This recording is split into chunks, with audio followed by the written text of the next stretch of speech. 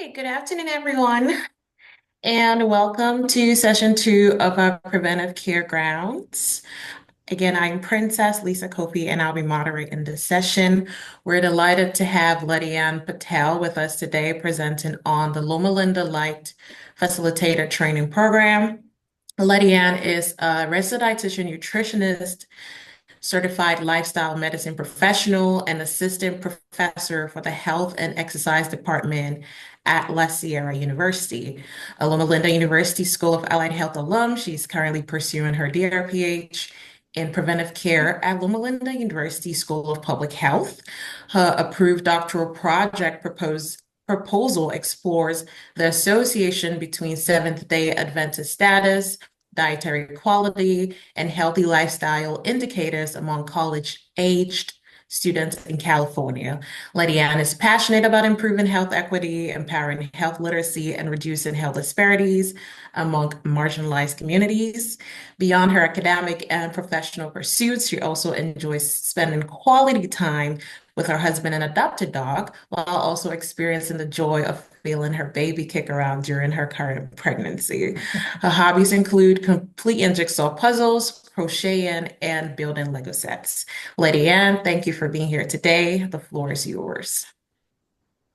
Thank you so much, Princess. And yes, as I'm even listening to you, I'm feeling baby kick saying, let's get this going.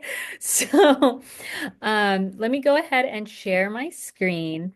My applied practice was on Loma Linda Lite's facilitator training resources.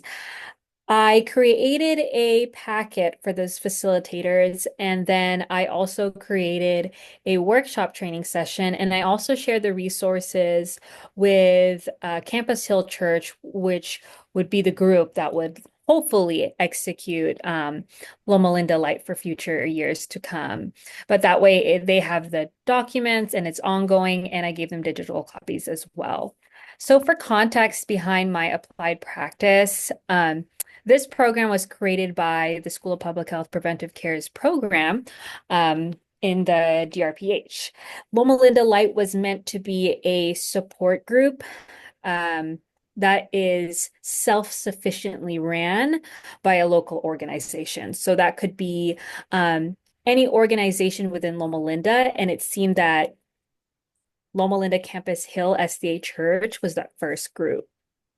And it seemed over time as it was being conducted that a lot of the information was being provided by whoever was doing the applied practice for the preventive care program. Although the partnership's totally fine and both teams work well together, we still wanted to find a way to make the program more self-sufficient so it could live beyond a student's enrollment and it can feel more continuous for the members of the church and the community that attends it.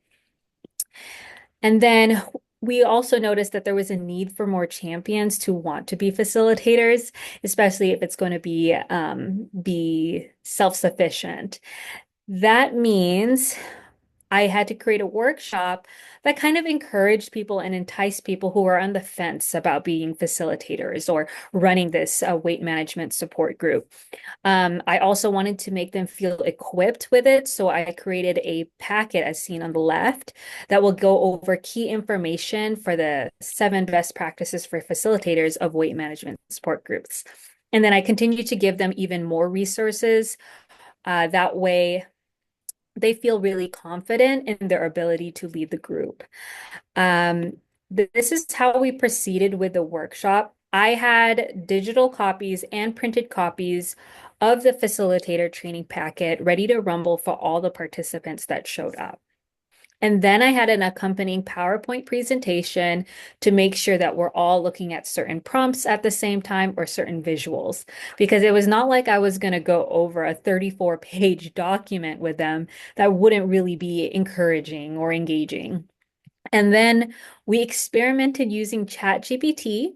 That way they can learn how to use AI as a tool to practice responding to different comments from a participant in a support group. For example, I told them what prompts they can input, what difficult scenarios they can input into it, and they can practice responding to what the computer generates. That way, they had conversation, discussion, and role playing within the workshop and could continue to do so on their own time. That being said, best practices are procedures shown by research and experience to produce optimal results that are established or proposed as standards suitable for widespread adoption.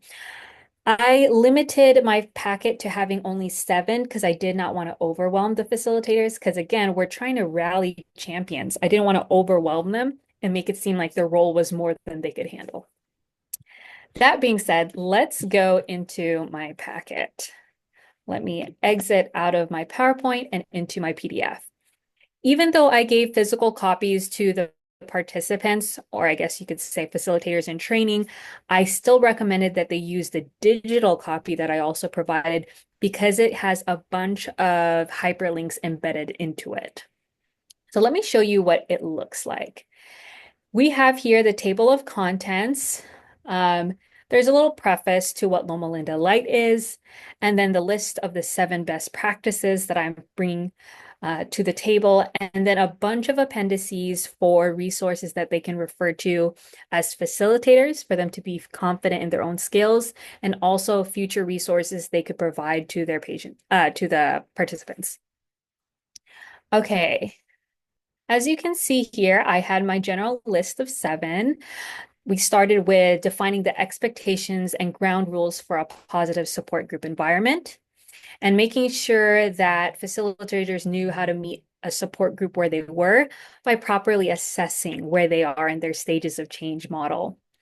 We also talked about ways to help participants increase knowledge and skills and attitudes during their time in this weight management program. That way, it's not just about learning about techniques for weight management, but feeling empowered to actually make the change and learn how to adapt when life changes, because life is ever dynamic. And then I gave them tools for learning how to abide by plain language principles. I like to tell my students, it doesn't matter how smart you are, if we cannot simplify it to a message to its core, we will not be able to extend our reach to all people. So I wanted to make sure our facilitators knew, yes, they can be an expert in a room and can guide conversations, but how do they not overwhelm those that are wanting to take change in their life? I gave them also assessment tools and worksheets that we go over in the preventive care program. And then I reminded facilitators of the lifestyle medicine pillars. Fortunately, there were several people that attended the workshop that were certified in lifestyle medicine. So that was exciting to see. And then the focus for non-scale victories to enhance motivation among participants.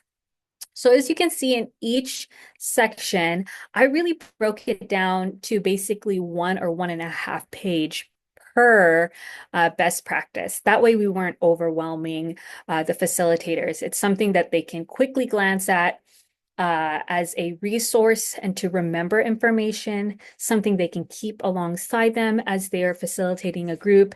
And then I also had the citations for where I got all of this. That way, if they want more elaboration, they can look further into it. I also included visuals because not all people love reading lists. Some of them want a visual in a table, such as I. Again, likewise, I don't want a bunch of paragraphs. I want things for easy, quick glances for our facilitators. I went ahead and also included videos that they can use as a reference. For example, here's a video explaining motivational interviewing skills within the stages of change model, but I also gave examples of a good way to implement motivational interviewing in a group setting and a bad way to do it. That way they can see what is expected, and that can give them more confidence. Again, a bunch of tables and visuals for them. One that I was really proud of was creating a plain language principles guideline for facilitators. That way they can have some guidelines on how to create nice handouts or how to verbally communicate principles and topics with their participants, and feel like they have examples to run with instead of figuring out how does one make a big message a bit more simple. Um, Again, I also included visuals for some of the practices I wanted them to implement, such as the teach back method. And then I went ahead and included YouTube videos of even me demonstrating how plain language principles can be practiced by an example of a complex topic being broken down simply. And then, of course, you can elaborate as requested by a participant. And then I included assessments that we talk about in school for the preventive care program, what it's used and how to access it, and including like the SMART worksheets, feelings wheel, cognitive behavior therapy strategies, all these things that we learned about in our wellness and coaching classes that I think that would be wonderful resources for the facilitators in training. Then I reviewed stuff about lifestyle medicine, including my videos simplifying what it is in plain language. And then, of course, a focus on non-scale victories.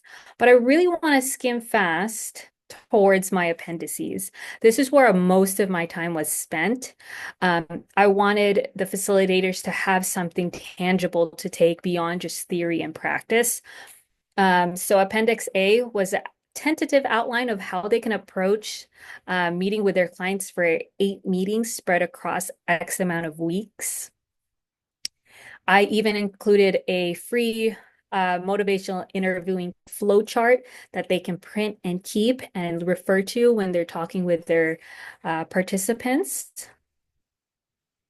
Here we have like the wheel of life that we learned in school, and then the links, questions about it. That way they feel like they know what the use for it would be and how to use it, including what a SMART goal is and a template they can use. Same thing for the feelings wheel. Again, things that where they could just read these terms throughout the packet, but now they have a visual to it and links on how to access it. I even gave them interactive versions of the feeling wheel because, again, depending on their participants, they might want one modality over the other. Worksheets for CBT strategies. And then this was my favorite part. This is where when we tell people information, we want to provide them resources, and that support group might not be the only place where they can get support. They can also get support from other local organizations. And so depending on the area of focus, I put the organization's name, including the logo so it's easy to find, what that organization does and how they can access it, from website to Instagram, how to follow them. As you can see here, I got the Pickleball Club, Drayson Center, how to even find dietitians that are accessible with your insurance, full plate living program, Al-Anon, Alateen for risky substances, Alcoholics Anonymous, sobriety options, how to find rehab centers that are covered by your insurance, so on and so forth. And then, of course, technological resources for the facilitators so they can feel confident in the technological aspect of how they're going to conduct these support groups. But overall, that's pretty much what I went over with them. And then at the end of going through the packet with them, I wanted them to experience what it's like to do these types of activities. Meaning if I'm telling the facilitators, hey, you need to involve your participants, whether that's through anonymous surveys or asking them questions in peer conversations, if I'm telling them to do that, I wanted them to experience that during the workshop. And so we use things like Poll Everywhere, and I gave them prompts like this, and we discussed what we liked about these options of a participant saying this, and here are options that a facilitator can say in response.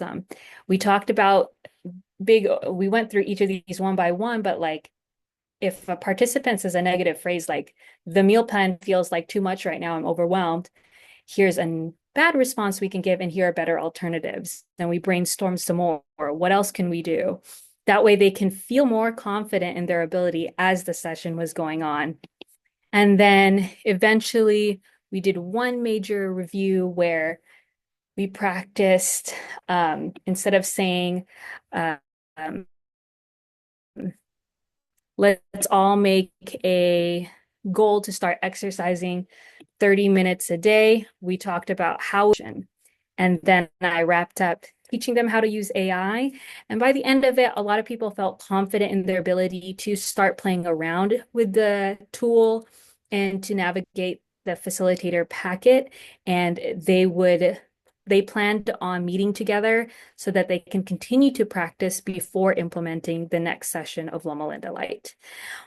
All in all, I found this applied practice really fun and fulfilling, and it ended up requiring me to really look at all the materials I've learned throughout the preventive care program and my lifestyle medicine certification and my dietitian stuff and figure out how can we share it in a digestible way. That way it's usable and applicable to these groups and it can be self-sufficient moving forward. But thank you so much for listening. And if you have any questions, please let me know.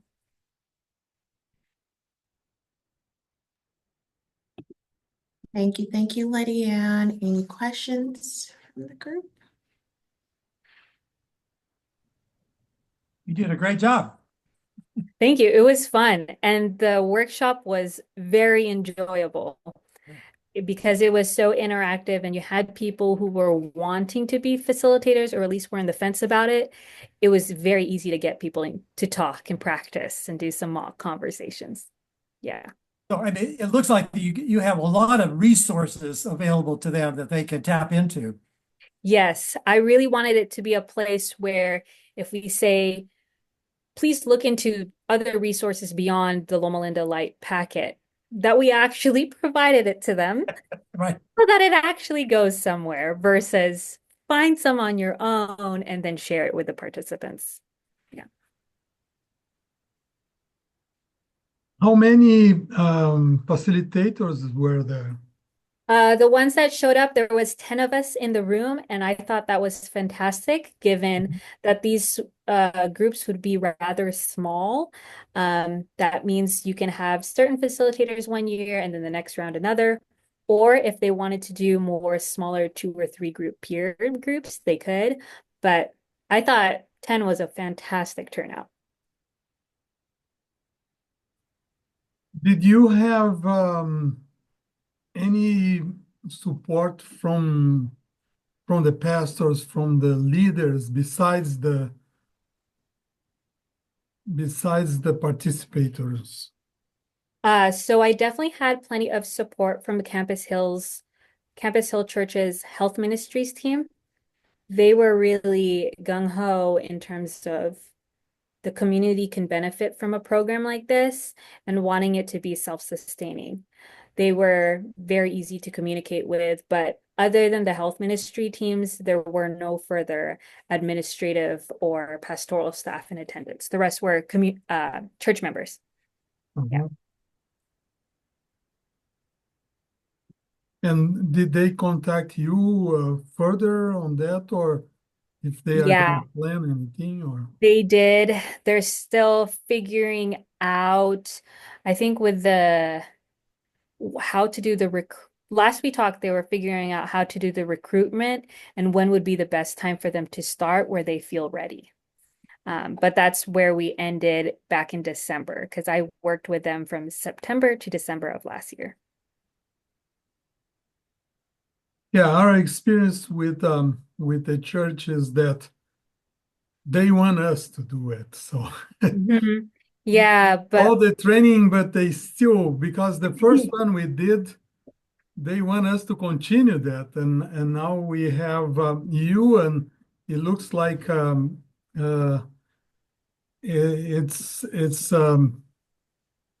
I mean, we have the experience and they don't have, and that's the thing. Mhm.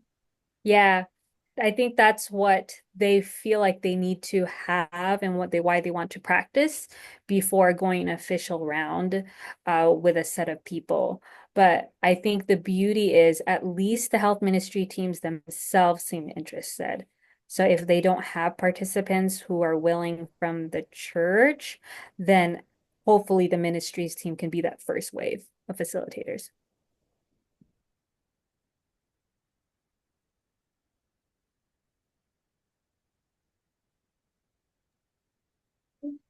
That's great. Any more questions? I do have a question. Go ahead. So, what metrics or evaluation methods will you suggest for measuring the effectiveness of, facilitator training over time? Yeah. So when we started our session, I wanted to know their basic understanding of the best practices. And then afterwards, we assess, has it increased or whatnot? So that's one for just as of session, like from the workshop. But I really think it would have to come down to participant outcomes. So if the participant group feels like they're supported, or we see a weight loss, or we see that there's a prevention of weight gain, I think that means that the facilitators are doing a rather good job.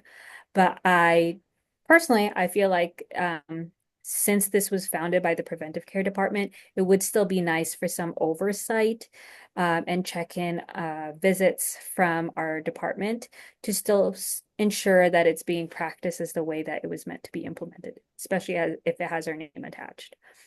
Yeah. Yeah, that makes so much sense. And I believe the second one I have is how do you suggest facilitators, right? We're talking about weight, right? Sometimes we have, weight stigma, harmful weight focused messaging. How do you suggest facilitators deal with these type of messaging if it's to arise like in a group setting? Yeah, so that's mentioned in the handbook. That's a really good question, by the way. In the handbook, and we also talked about that right in the first 5 minutes of our workshop of, hey, this is not just about people's weight and risk of Mm-hmm. disease. Weight and people's physical activity and dietary habits, smoking, alcohol, all of this is tied with their personal attitudes or their cultural beliefs. Mm-hmm. So, what you'd say must proceed with caution, where we're always doing it in their best interest, but words may not come across like that. So, that's why in the training packet and in the workshop, our focus isn't on the weight, it's on Mm-hmm. behaviors that are healthy that make people feel better, and the weight will naturally follow. I tell them, I don't care what you look like, I care how your cells are feeling. And weight management is a way to make our cells happy. And so that should be the goal. So if someone's losing weight, but they're looking more and more mad as each week goes by, we're doing something wrong. Or if they stop showing up, we're doing something wrong for sure. Yeah. Yeah, that makes Yeah, the cells should be dancing, that's what we should be focusing on. Right, right, yeah, makes so much sense. Thank you, Lydia. Any questions from the group? Any concerns? I really, really like the package. I Yeah, looked at the the you. packet. If you want, and I'm even sharing it with my students, and I say, that's as much as I could do with my time, and I will probably forever keep updating it. And I encourage Mhm, people to always look at what's new, what's the next best practice. But mhm.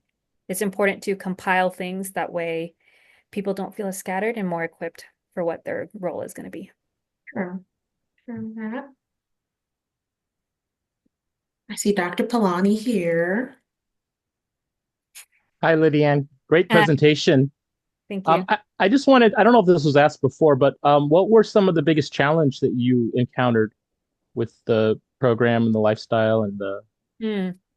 The biggest challenge to me, but we ended up jumping, like we ended up pushing through it or learning, growing from it maybe halfway through the workshop. But the belief that weight management is about willpower. Yeah, that was the big one of we need to understand the context of people's lives, their environments, their supports, their peers. You're in a support group with one participant. but it's not just their thoughts you're having conversations with. You're having conversations with their recollection of conversations with their spouse or their best friend, or maybe a mentor of theirs that has a different perspective of health. Realizing that and coming to terms that we can't fix people, we're here to support and guide them. And it's ultimately the choice of a participant. Yeah, going over those hurdles was probably the hardest. And it seemed like I finally made a breakthrough when I said, you tell me, what's a habit that you've done? And then somebody told you stop doing it. Did you do it more? And they were like, yeah. I was like, well, there you go. That's kind of how it is. It's a bit more complex than just saying you just got to believe and change. That makes sense. Thank you. Mm. Let me ask a question. As this is a support group, and we want to form it similar to the Alcoholic Anonymous, what is the profile of the facilitators? Somehow these facilitators should be, or some of them should be also having trouble with their weight. Yeah. Um, what's really interesting is I think if somebody had a history of struggle with their weight, I think that can be the same for somebody who has always struggled to lose weight versus and as somebody who's always struggled to gain weight. And also the same as somebody who's always struggled to maintain. Because either of those three options, they are juggling and wrestling with life's, responsibilities and maintaining a certain behavior, whether that is regularly consuming calorically deficit or excessive or adequate diets. Both require a lot of work and support. And so I think anybody with that kind of background, and I had mentioned this with the group, I said, you also need to have a personality where you can have authority and change and course correct, but still have a personality to laugh and kind of rub elbows with those who are resistant. Because if a facilitator isn't flexible and have good interpersonal communication, it's very likely that those that really need it the most will stop attending. But I want to be more specific. When we run our first Loma Linda Lite in Campus Hill, we got a group of people that were skinny and vegan. And that was not the ideal group to run such a program. That's what I'm asking on the profile. Yeah. They're a little bit humans there, or Yeah. So again, for the facilitator, ideally somebody who's had a weight struggle of weight loss, maintenance, or gain. But in terms of those that choose to attend, their awareness should be that this is a weight management support group, not a bragging group. But still, even if somebody is excessively health conscious, I think they can still benefit from the conversations of what it means to eat with moderation, right? There's still the excessive end of the risk for orthorexia, right? Where extreme restriction, that's not beneficial as well. And so I think they can still benefit from the lifestyle medicine conversations. But I think the facilitator will have to be extra crafty on how to guide those kinds of conversations, since it's not the typical weight management kind of participant group. thank you. Mm-hmm. I'm talking more because this is my program, so Yeah, I know. I have to Yeah. scrutinize it a little more. Absolutely. But I think it's a great program. Again, we convince people, but just like the support group participants, they have a right and it's their choice, right? Whether to engage in any action. And so my role was I wanted to feel comfortable and proud of what I presented to them. And if they choose not to do it, at least I knew I did my best in trying to equip them. Because I agree with you, Dr. Dos Santos, this program does need to happen, and it's best if it's self-sufficient. Yeah, for you guys to know, what is the stage. We still are in the pilot program, Hmm. this program. The first one was an implementation. We did a pilot directly with a group that was not facilitators. The second one, and this was in the church, the second one was in Dresden, and we have a few clients. I think we have 3 clients only. And also was an implementation, but was focused on health coaching mostly. Mm. And then what Ledy is doing is providing a little more structure coming from the perspective of training trainers. So Hmm. it's a little different than what we did before. Yeah. Now we have to put all of these things together one day, and Hmm. maybe we'll extract things from each other. Your work was very important to get the materials together and having topics for that. We we might we have an idea to create videos for sessions, and these videos will be presented during the sessions, and the facilitators will use those videos. The next student that is going to work on that is going to be Melissa Klein, and Mm. she is going to start producing the videos now. So that's the next step until we get to this program full in a full way to be used by the churches. It's not just churches. We will open to any place that are willing to run the program. Well, any other questions? So I'm talking too much.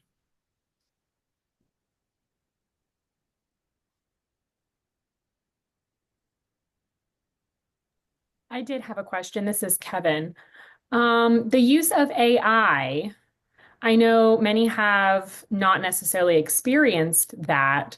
So trying to figure out AI in itself, um, making sure those facilitators feel equipped and understand it themselves to then teach possibly the participants that responsibility to double check or to verify the information that the AI is providing. Like, how do we verify and check what the AI is saying and if that's actually aligned with what our research shows or what we're wanting the facilitators to actually use as responses, things like that. I mean, I know the expectations and things there, and that practice is what we're really looking for, but making sure to verify that what the AI is giving in that role play, etc. How do we kind of manage or balance that expectation and then, accepting, not just accepting whatever the AI kind of word vomits, for lack of better words. Word vomit is the best word to use. I'm glad you But asked. before you go there, can you say how you use AI? I didn't get very well how you use that. And then you go to Kevin's answer. Okay, yeah, because I wanted to clarify. It'll answer both of the questions. Okay, for the AI, this actually wasn't something that facilitators are teaching the participants to do. The AI is for facilitators to practice responding to difficult participants, or maybe very, I'm trying to find the right word, but participants that keep saying yes, but might not mean saying yes. So, for example, I gave them this screenshot and we did this together in the workshop. But if we input into ChatGPT, I'm a facilitator for a weight management support group. I'd like to practice responding to a difficult and or unhelpful comment shared by a participant. Can you help me? And then we can ask the AI to role play. So as you can see here, the participant will start saying some of these phrases. And then I encourage facilitators to practice responding in the types of best practices that were mentioned in the handbook and workshop. They can then type out their message or speak directly to their phone through type text. and then the participant will be another AI generated response. That's what the AI was used for, not as a resources for the Loma and Lite participants, rather the facilitators.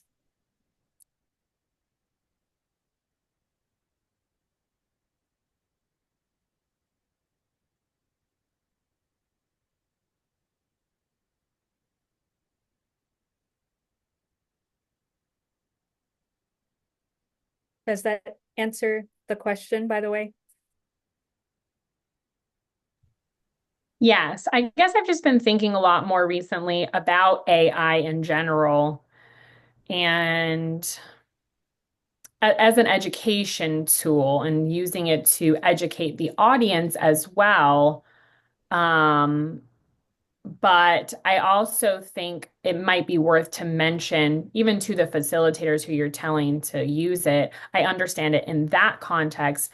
But I think a lot of times we assume because it's artificial intelligence that everything that's coming from it is in fact intelligent. And so sometimes we don't take into consideration that AI doesn't have humanistic qualities, obviously, and they do have that sort of block there, and they don't have full understanding as a human mind might.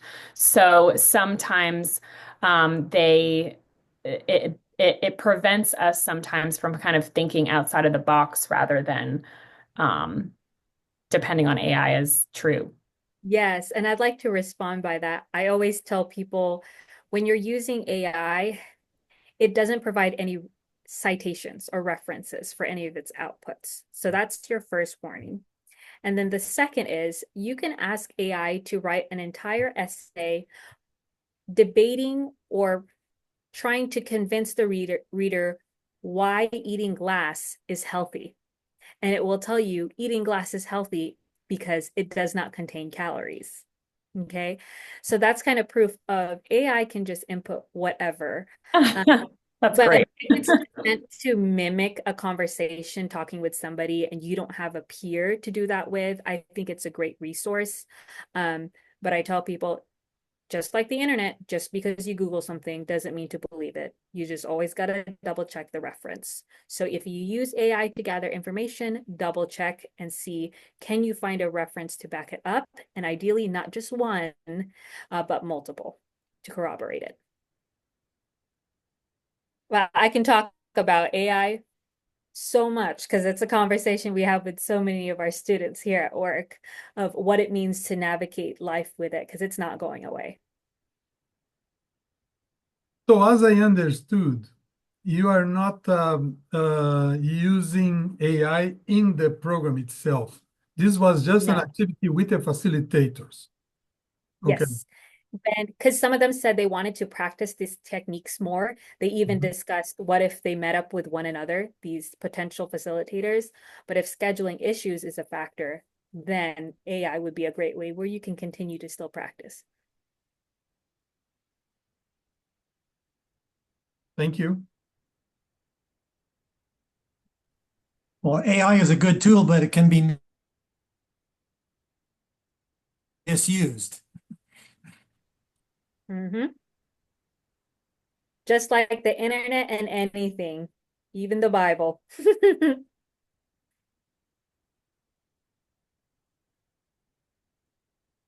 That's a good point. Very true.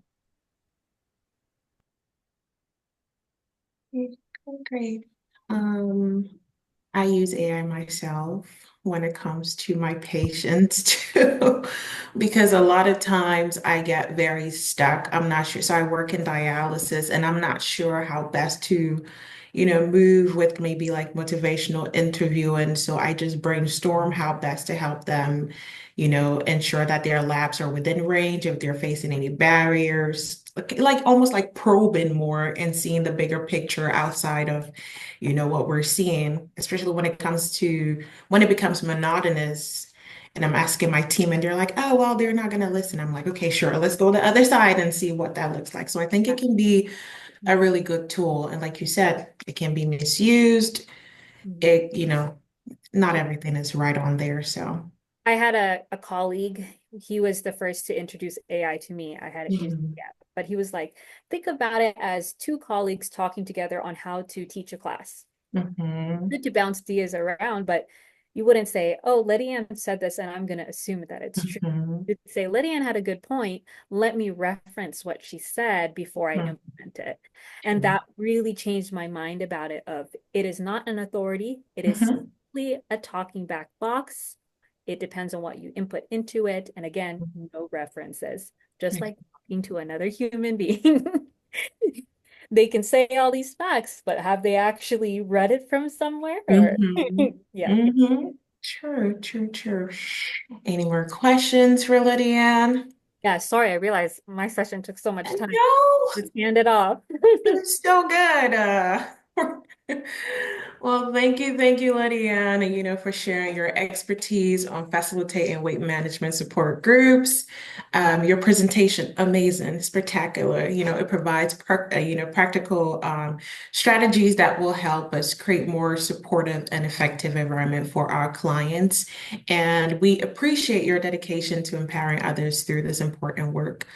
To everyone who joined us today, thank you for your participation and thoughtful engagement. We hope you apply these lessons in your own educational and professional settings. Please join us next Thursday at 4 p.m. for our next Preventive Care Grounds Grand Rounds. Featuring Susanna Bonasser, who will be presenting on the lifestyle medicine and mental well-being curriculum for freshman students. We look forward to seeing you all again and have a wonderful evening. Thank And you. thank you, Princess, for your coordination. And soon to be Ledy Ann, Dr. Ledy Ann. Yes. Ah, soon to be. Thank you, Dr. Beeson. I needed that motivation. It's Yeah. yeah, transitioning back from sabbatical was a lot. All right. Thank you, everybody. Thank you. Thank you. Right. Thank you. Bye-bye.